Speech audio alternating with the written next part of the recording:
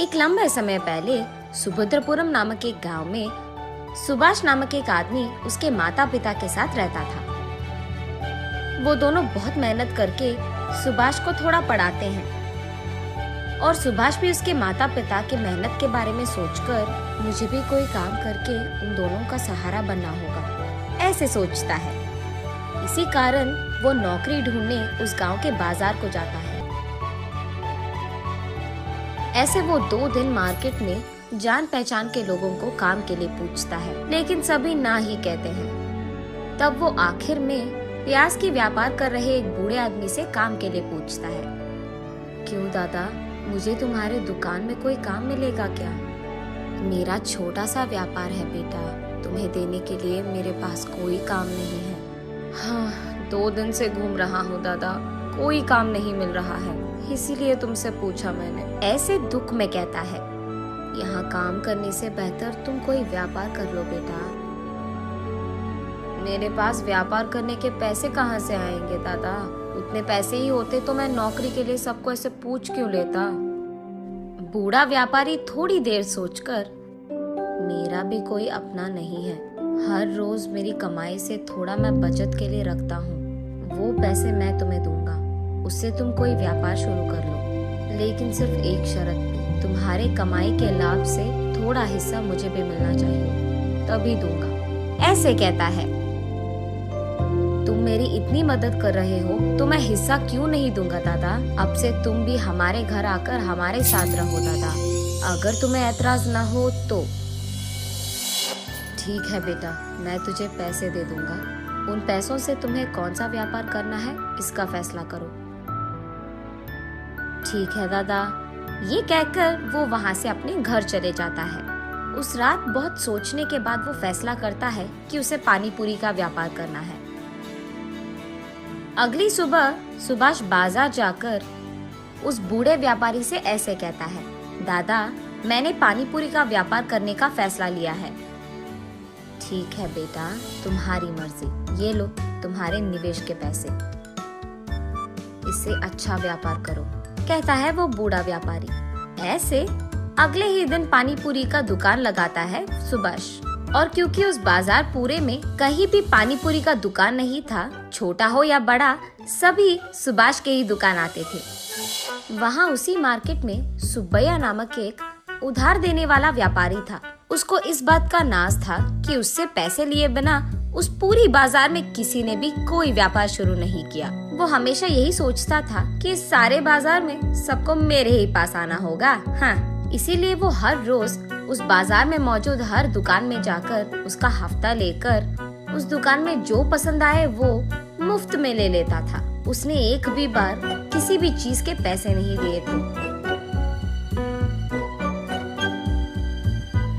दूसरी तरफ उससे पैसे लिए बिना खुद का व्यापार शुरू करके सुभाष का व्यापार अच्छे से चलना देख सुब्बैया को बिल्कुल पसंद नहीं आता है। और इतना ही नहीं, सुब्बैया को पानी पूरी खाने का बहुत मन था, लेकिन सबसे जैसे वो मुफ्त में लेता है वैसे वो सुभाष से नहीं ले पाता, इसीलिए उसे जाने में दिक्कत होती थी। इसीलिए वो सोचते रहता है कि कैसे करे।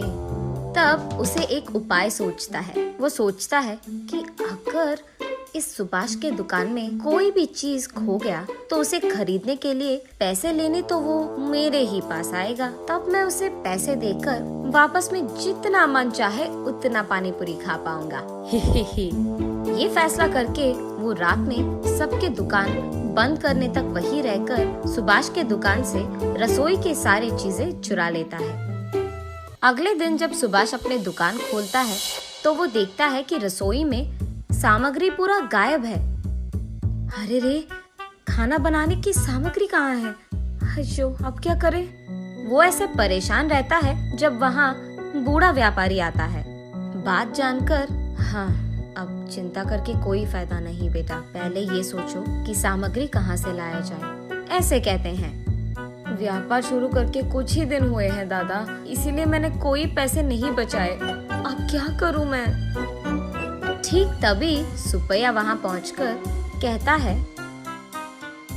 हाँ, इतनी सी बात, अब जो गया वो गया, उसके लिए अब चिंता की क्या जरूरत है? वो सामग्री खरीदने के पैसे मैं दे दूंगा, बस जल्दी अपना काम शुरू कर लो, ऐसे कहता है। सुब्बैया के बारे में जाने बिना सुभाष उस बूढ़े व्यापारी के कहने से पहले ही, बहुत धन्यवाद साहब, सही समय पर मेरी सहायता कर रहे हैं आप, ऐसे कहता है।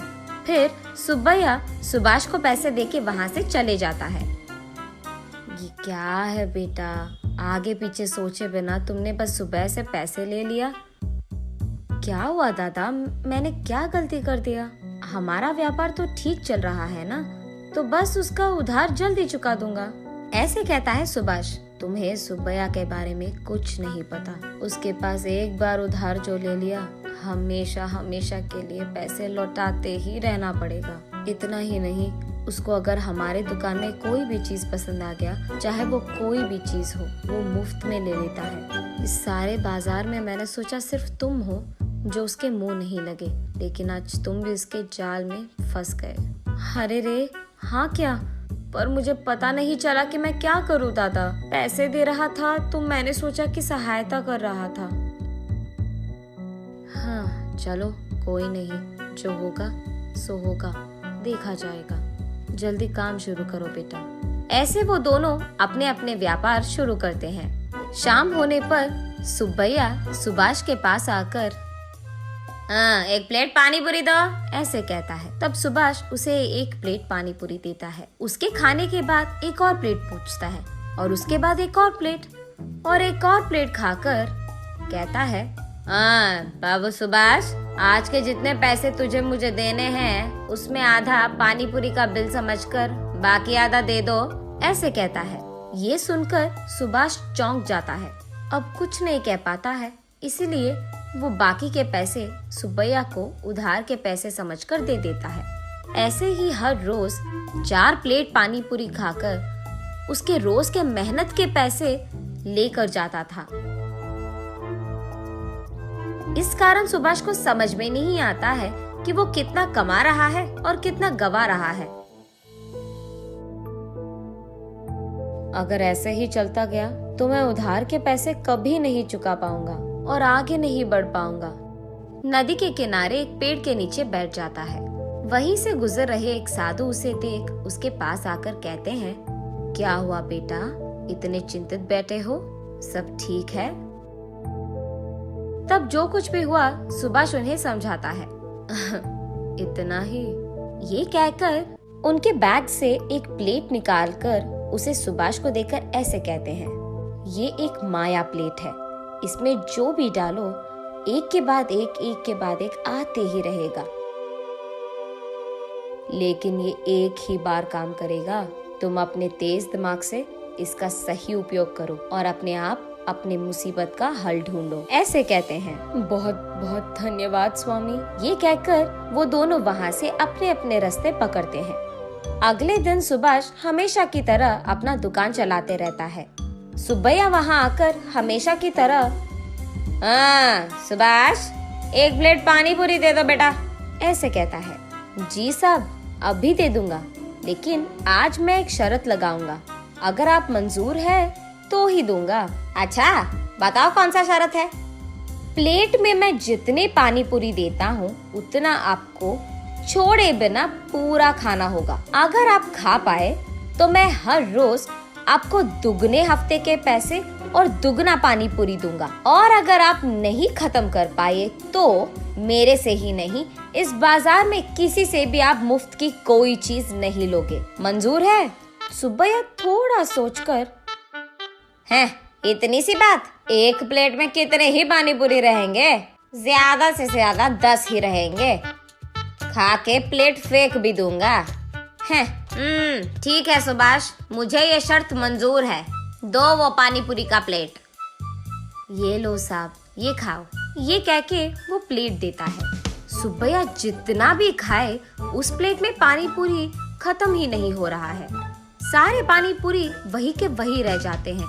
ऐसे 1 घंटा बहुत मेहनत करके खाने के बाद भी पानी पूरी के प्लेट में सारे पानी पूरी वैसे के वैसे ही रहते हैं। मैं थक गया,